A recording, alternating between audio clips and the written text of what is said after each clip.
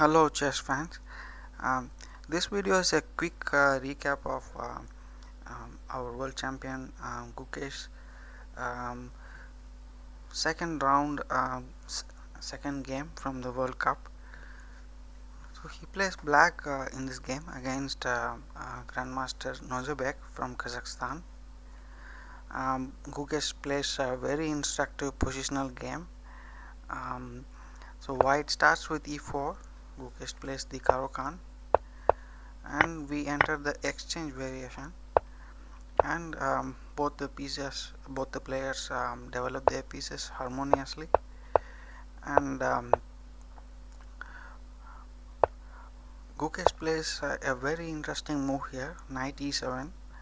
um, the difference here is if he plays knight f6, it allows the bishop to develop on this diagonal. For example, it would come to g5, and the bishop on d6 is not optimally placed in order to defend this knight. Also, he could go to e3. Now there is no knight g4. So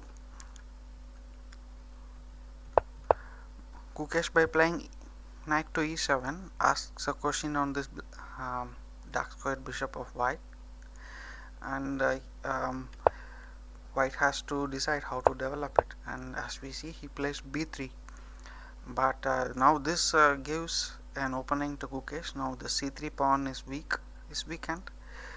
He is able to generate play very well with this idea, as we will see in the game.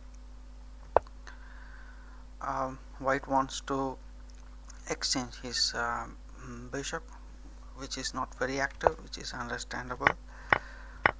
After exchanging the bishop, and white also wants to exchange the knight on g6, which is trying to go to f4. Maybe it will get very active over there, so he exchanges it and then plays knight e5. Now Gukesh declines the exchange of knights on e5 because that would allow a pawn to come on e5. He plays knight e7, and then he kicks out the knight and then develops the bishop and connects the rook. So very smooth play by Gukesh so far. And now he places the rook on c file and starts putting pressure on this pawn. So from here it's a very gradual positional squeeze, as we will see. So Gukesh doubles on the c5, and Gukesh also has got a backward pawn. If you observe, there is a pawn on e6 that he has to be careful with. So he plays bishop f7, and that pawn is very well protected now. It's white has to put in some effort in order to make any play against it. So now Gukesh gains more space on the queen side, and reinforces his e6 pawn with this rook, and plays b6. So this b6 move appears to stop knight c5 ideas for now, and Gukesh tries to bring all his pieces to the queen side. He plays knight d6. Now he has a huge amount of space advantage on the queen side, and his pieces are all harmoniously placed in order to make a breakthrough and probably win a pawn and win the game, and so on. So we will see how he manages to do this. So the players repeat moves. Probably they were searching for ideas, and Gukesh plays here a very interesting move, queen a7. Now what he anticipated was that his opponent would play knight c5, which is a mistake, because now he can play e5. In the previous position with the queen on c7, this idea wouldn't have worked, but as you will see now, pawn e5, white cannot capture on e5, because simply after knight f5, just moving the knight, and the queen has to go somewhere, and black just wins a piece. So he cannot capture on e5. So this allows Gukesh to play e4, which is gaining more space on the king side and kicking this knight away.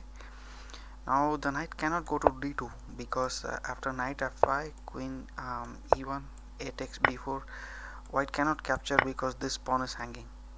So the knight is driven to a very passive square on h2. Maybe it can come back to play on via f1, but for now it's passive. And Gukesh has very strong position on both on the king side and on the queen side, so very hard to play with white here. So he plays knight c4.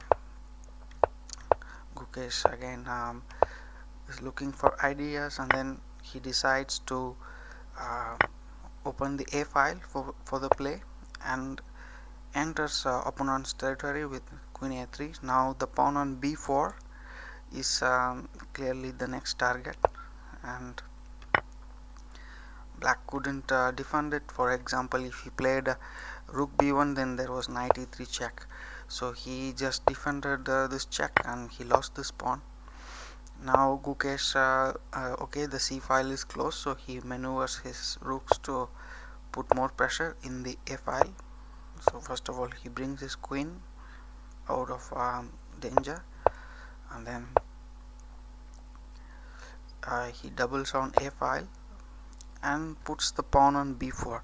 So now because he has a bishop in the light square, he puts the pawn on b4, and he always maintains his queen in the dark squares if you observe. So his bishop has maximum range to move. Now his bishop and queen also will join the attack. So queenside attack can be so interesting as well, as he shows.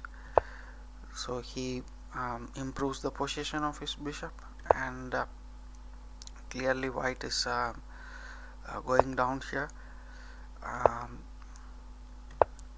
So Gukesh now trying to put his queen into opponent's camp. He plays queen c3 and start creating threats against the weaknesses. Now he wants to target b3 and create threats over here. He's happy to exchange queens, having already won a couple of pawns. So